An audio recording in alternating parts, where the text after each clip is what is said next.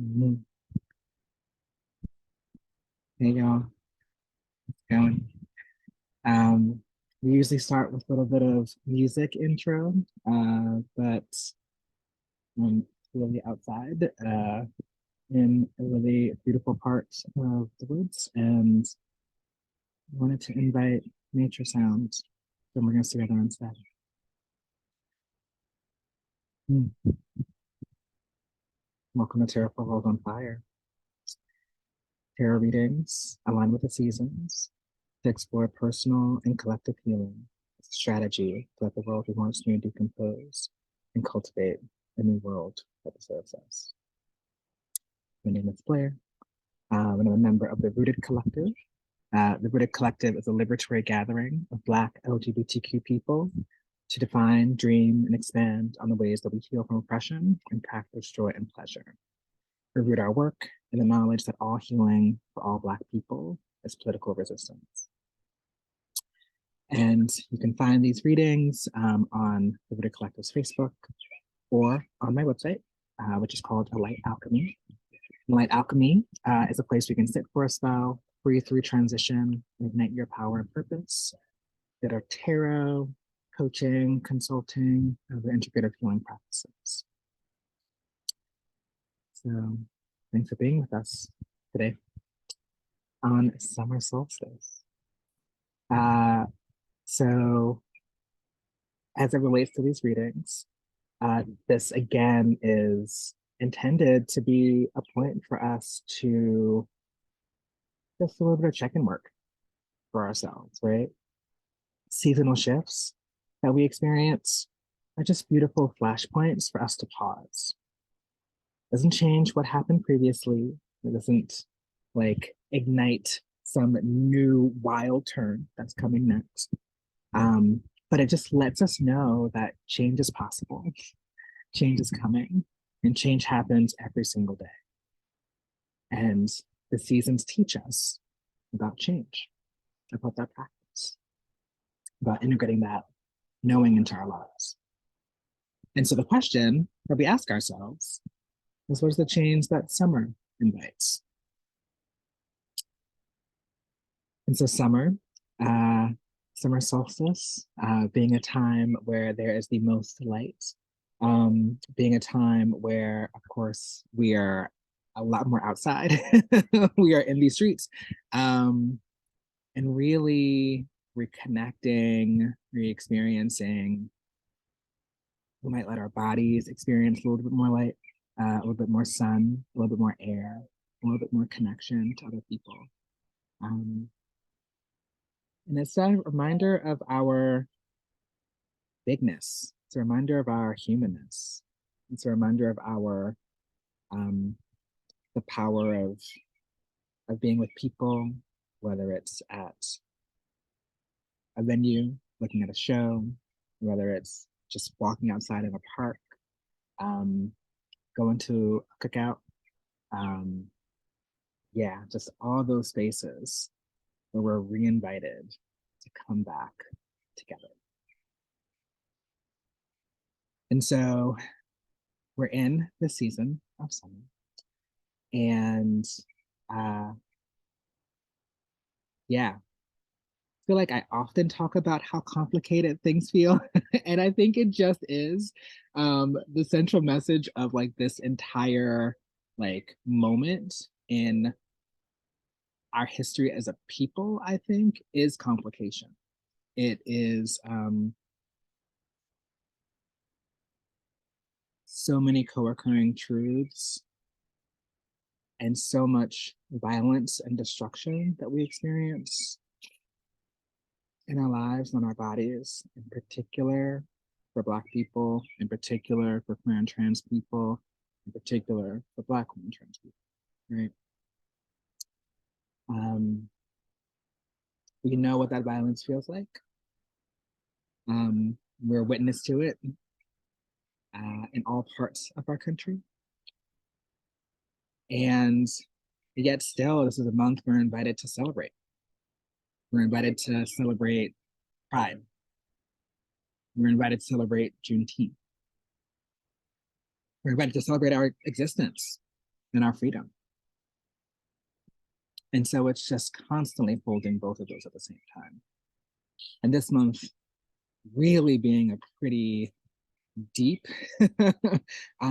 reminder of the struggle of experiencing that violence and harm and yet still celebrating, right?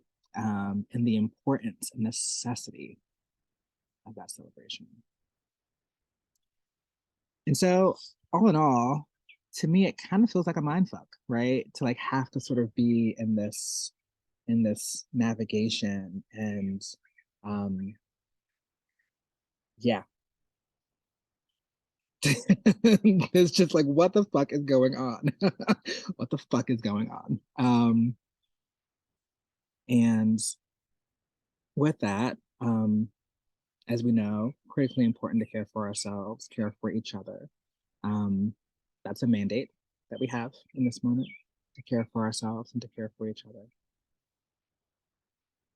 And while there's a lot of rage that we might be in collectively, as it relates to the anti-trans laws that are being passed, as it relates to knowledge about Black history being erased from schools. So much rage about the histories of our people not being honored, not being acknowledged, not being celebrated, right? And I have been sitting a lot, really deeply in that rage, in that anger, in a way that is new for my body in particular, and not new at all, you know? And so let yourself experience the rage and anger. It's important to like be in it. It's a teacher, it's a tool. It helps you when you're in it to perhaps think about and consider how you direct it, right? It can't live in your body. It shouldn't live in your body. Where should it live? How should it move? Where does it need to be placed? What are you doing to move that rage into some change, some transformation, some newness that we all might be able to experience together, that we need to experience together? So I'm sitting a lot in anger and rage. Did some travels recently to West Africa and specifically Ghana, Togo, Benin, the Gambia, and Senegal. And Instagram is Blair underscore witchy. You can go see some stuff there. But my love and I did some IG lives just talking about our experience and the rage we were in around having a really embodied face-to-face experience, learning, spiritual knowing, just around the histories of enslavement and colonization that our peoples have faced. And just the lingering, ongoing impacts on continent, right? And so that's been one of the things that I've been raging about in this moment is the impact of colonization on Black people, on myself, on my community, uh, on folks I deeply connected with in those countries. And so, what is the thing you're raging about right now? What is that? How do you unearth it and start to direct it somewhere, right? So many tools we have access to: art, movement, organizing, protest. Um, yeah, so many tools. Uh, it's important to acknowledge it. and let this car pass.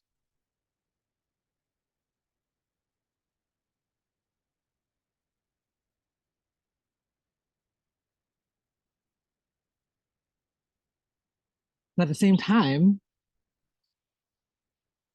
there is so much pleasure in this life to experience. So much. And summer, while it activates us, right, to be more in our bodies, to be more outside, to be more connected, to experience our stuff a little bit more because we're out. We're sort of like connected to the things. Um, and rage is one of those things. It also invites us to pleasure and to joy and to ecstasy of life and of having skin, of touch, of connection. And that pleasure uh, that we experience, um, which is happening at the same time as we're experiencing the other things, right? This is very much a both and, very much a both and here. Um, that pleasure that we experience in our bodies, um, and a little cup of coffee and having it taste exactly perfectly, and being with other bodies on a dance floor and just moving in a way that makes you feel alive. Um, and taking a nap and just really feeling the pleasure, the deep pleasure of rest. So many little ways we can experience pleasure in this world. And all of those things, all of those ways that we can experience pleasure is it's a fuck you to those that police us, right? Uh, it is literally naming that we have control over ourselves. We have control over our bodies. We can experience liberation inside of our bodies every single fucking day. And the pleasure that we experience is that liberation. And it's part of such a long history of organizing, of activism that Black feminists, Black womanists, um, Black queer and trans people have really been fighting, right? To allow us, to mandate us to be able to have a world where pleasure is possible. So I invite you to experience pleasure in those little tiny moments that you're able to. And as I even speak these words, even I'm getting like a little bit teary eyed, because there's so much stuff that comes up with the denial of what pleasure feels like, what pleasure can be, how we can embody it, how we just allow ourselves to experience that ease and that joy. Um, and so we start slow. We start with where we can, with the little things that we do every day. Just tune in a little bit more to that noticing of that breath, that delicious meal, that sleep, um, that person whose hand you're holding, um, that gift that you receive from a friend. Little tiny moments of pleasure. Let's not get them lost in the sauce of life, but acknowledge them for the power that they bring to us and the freedom that we get to experience when we allow ourselves that gift.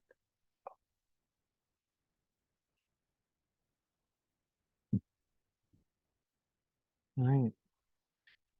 So, um, in that, I would love to do a practice, and we've been integrating some healing practices. Oh my goodness, there's like a little inchworm on my camera. There's a woodpecker pecking behind me. Uh, yeah, just kind of experiencing it's a lot of joy in this moment. pleasure. Let's do a pleasure practice. And all we're going to do, very simply and easily, is if you look at previous videos that we've done, we invite a healing practice in on a regular basis. And previously, what that's looked like has been doing a body scan, grounding work, doing some resourcing and looking at our environments and making sure that, yeah, we just feel really present where we are. Um, Doing some self accountability work. And so here, we're going to just do a tiny bit of touch. And we are going to just be quiet for a moment and just pay attention to your body. And in particular, just looking for a place that just wants to experience a little bit of light touch. Maybe it's a place that's having some tension in it, right? Like shoulder, you know, maybe your fingers want to be stretched out in some way. Maybe it's your knees or your thighs that want a tiny bit of attention. Maybe your hips, twisting at your hips, you want to do. Maybe you want to give a little to your feet that carry you through this life on a regular basis. Or other parts of your body that help carry you through this life, right? Just take a moment to get quiet. Just tune into what part of your body in this moment wants a little bit of touch. And invite that. Only go into places where you give yourself consent. And just taking a moment to feel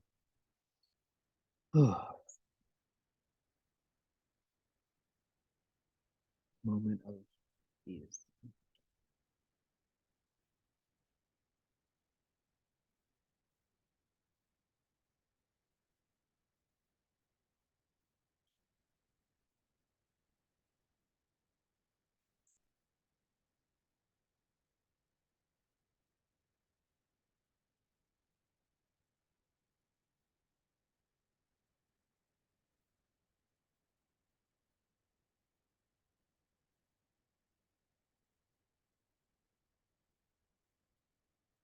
Mm.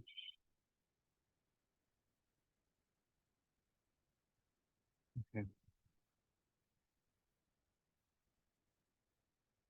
Welcome, summer. Mhm. Mm. Experience all the things. All right, we're gonna get into the tarot reading now. Um, and uh, as you know, the deck that we tend to use is the Next World Tarot, which you can pick up lots of different sites, lots of different spaces. But it's the tarot deck that we use for these readings. And just organize myself a little bit here. Okay, great. So the oh, I was moving a little bit. Oops. um, so the thing that we are inviting as we do the tarot reading is, or the question that we're asking ourselves is, I'm gonna actually do some quick cleansing of the cards first.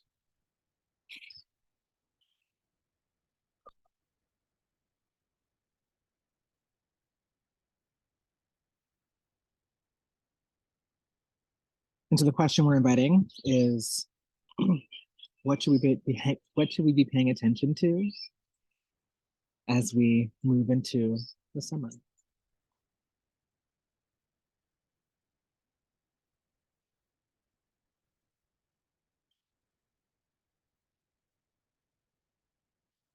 What should we collectively be paying attention to? as we move into the summer.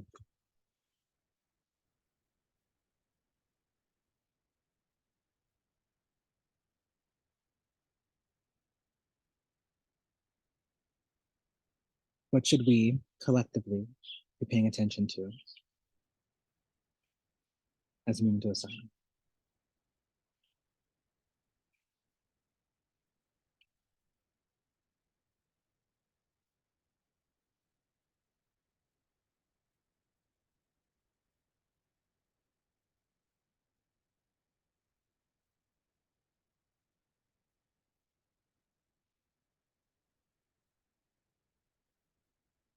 Okay.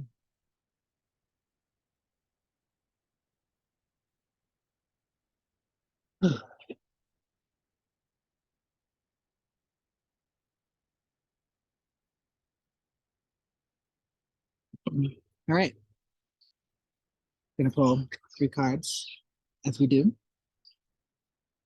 and then we'll do the reading.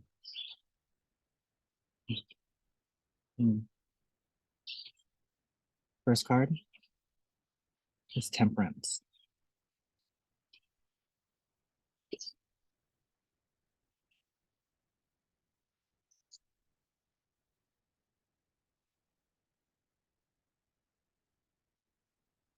Second card is Revolution.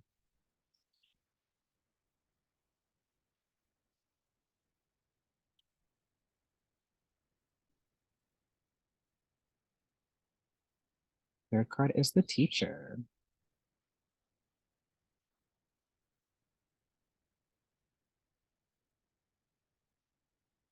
Okay.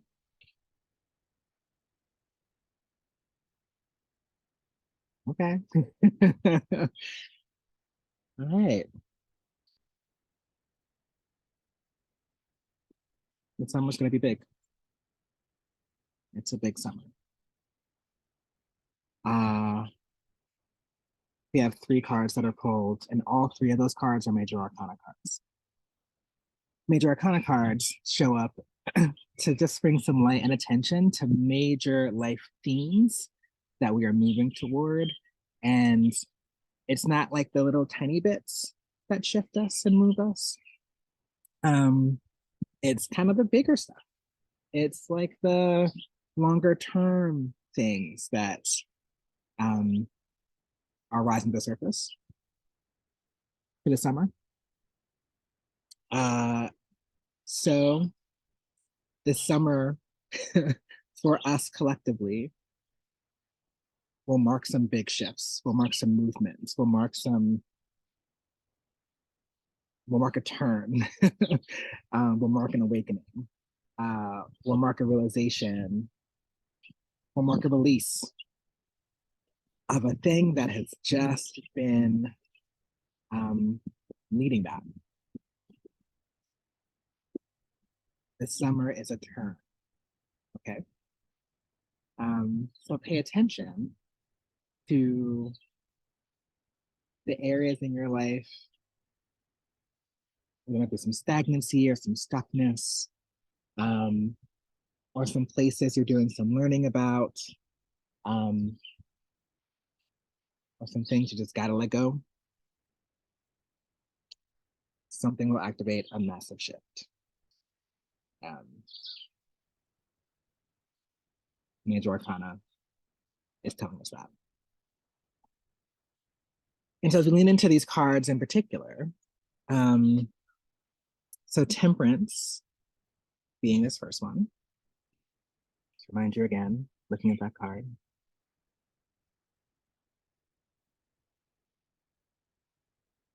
So the Temperance card is a card of balance.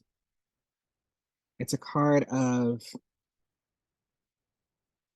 having all the things you need um, as much as you need them. It is really, it is, I'm a Libra, sun. So it is the thing I'm always striving toward, right? Is like getting that balance. Um, and it can be argued that actually true balance is pretty unattainable. And it'll always be a little bit of like this instead of just really sitting in a fully balanced space. But what temperance does is it just says, look, there's some shit in our lives that are imbalanced. Okay.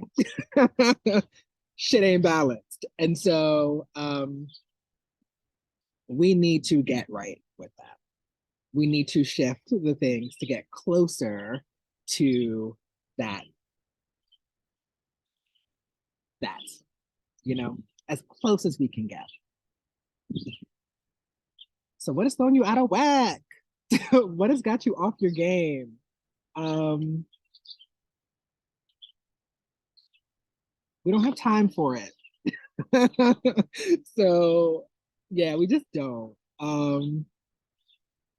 So the temperance card is asking us to really do some deeper looking and searching around the things that are really keeping you off balance. If it's things external in the world that are bringing that about for you, if it's your own shit, if it's your own storytelling, okay, got some wins.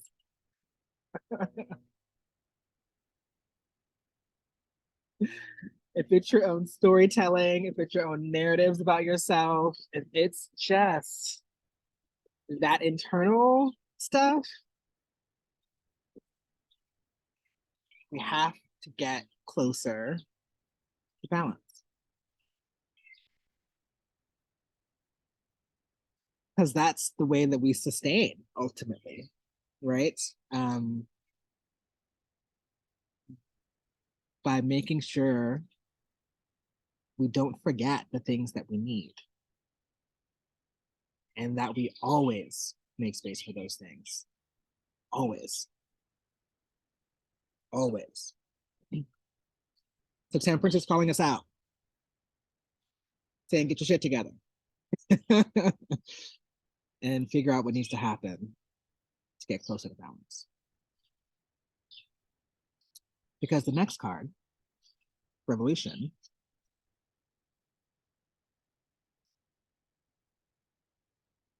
says that change doesn't happen without loss.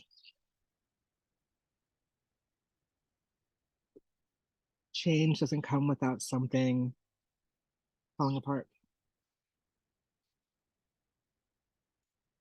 without yous that you once knew no longer being present,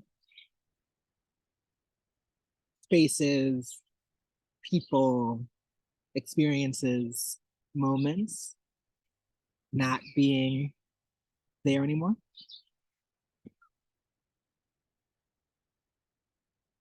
And what power there is in fighting for change and fighting for liberation and fighting for what we all know that we deserve.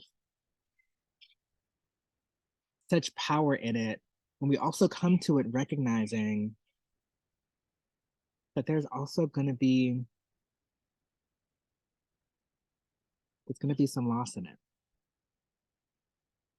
coming with that knowing, coming into it with that knowing. And I think that's like really hard to sit with. I think in my body sometimes actually I always want to be changed and transformed in, I don't know, in luxury, or like I want the thing to like I want the change to feel good. I always want it to be that way. Um and it's not always the thing. It's just not always true. And what the revolution card is most connected to in other tarot decks is the tower card. So for tarot folks out there, that is the connected card, which is upheaval, and it's things kind of burning down and falling to the ground, and things changing super sharply. And it's inviting in the debris and in the residuals of that thing that we let go, that thing that we release, that thing that no longer serves us, the thing that we let burn. It invites in newness. It invites in possibility. It invites in the change that we were seeking. And perhaps we were always so close to that thing that we want in our lives, that thing that we were seeking, but we just never let go of that one thing that was keeping us from accessing it. And so, in the same way that temperance is asking us to reassess and get balanced, which might look like inviting things in, revolution is saying, let some shit go. We're doing both here. Okay. Let some shit go, let it fall away. Maybe it's an external thing that we're talking about here. Maybe it's an internal thing again. But you got to burn some shit down to be able to get closer to your truth, right? Our collective truth. Um,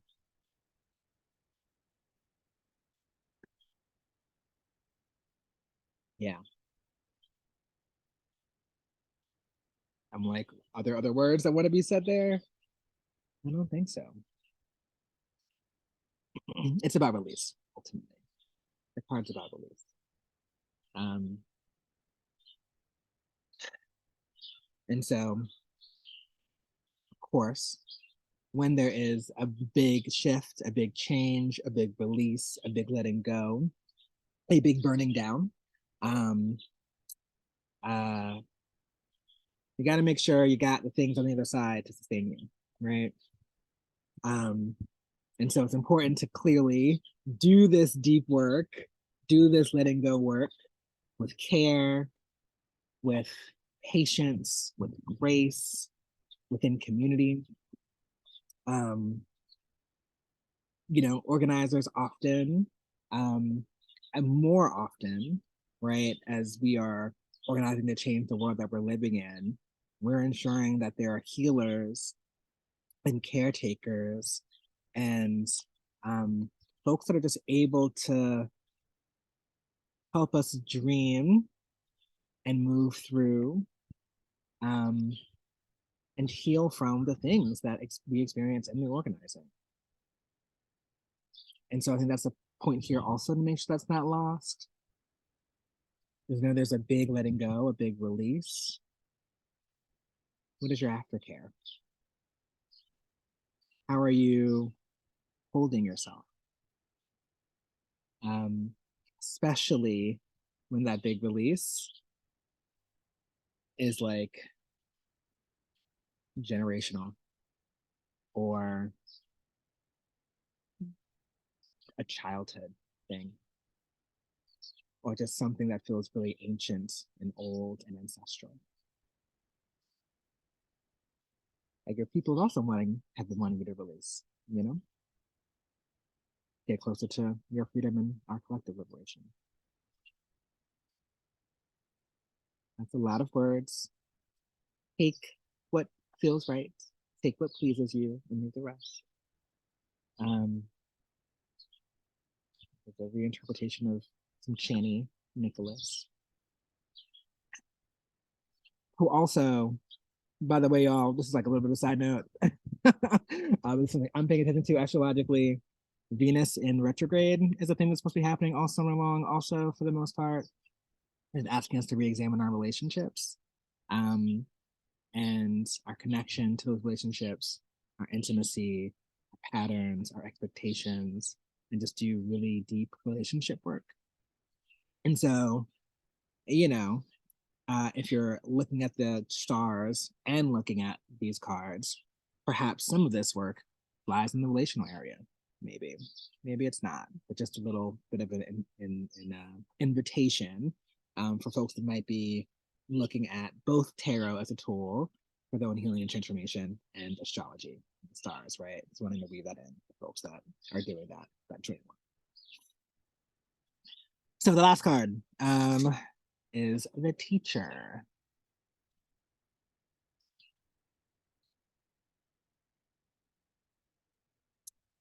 Yeah.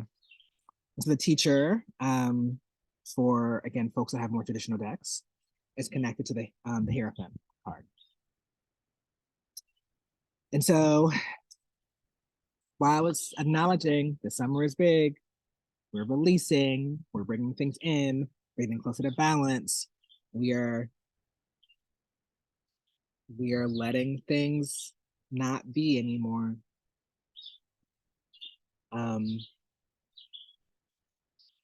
Where are the mentors and teachers that we might want to make sure are really close by, right? Who are we going to for guidance and support? Who are the sages in our lives? Are there elders that you regularly sit with? Where are you getting that kind of really intentional support from people who have been through this same kind of really big change and can give some tips and advice on how to move through it, you know?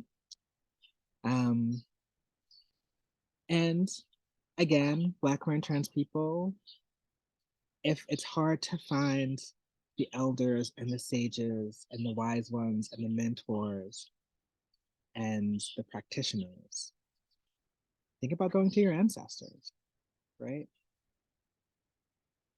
Think about, in the previous, probably the fall session, we talked a little about ancestor reverence and setting up an altar.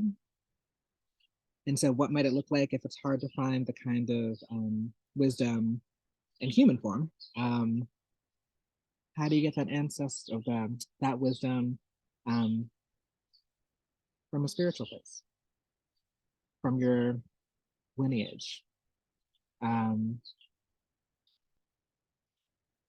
Perhaps either your familiar biological lineage or your chosen one, you know?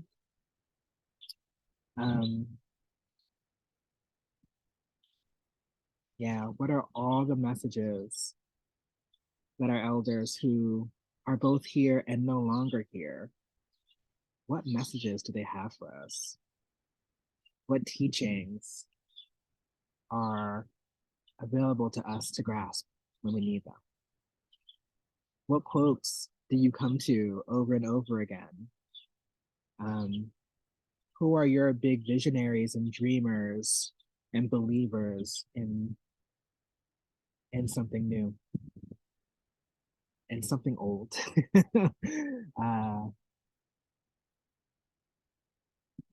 It's important to be grounded in those. It's going to be a foundational tool that will help you move through this change. Big change, releasing things, bringing things in, getting to balance. Teachers and mentors are critical to stay stable and sustain through this time.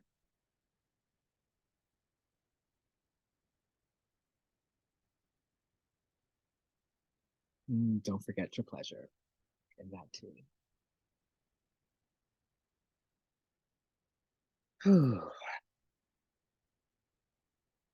Okay, loves. That's the reading. Thanks so much for being here. We need you, you know?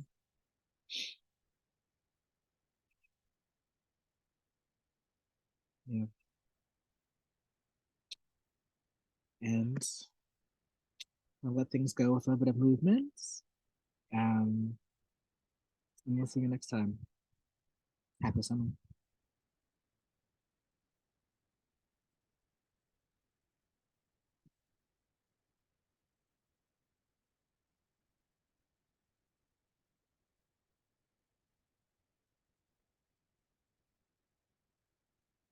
Bye, y'all.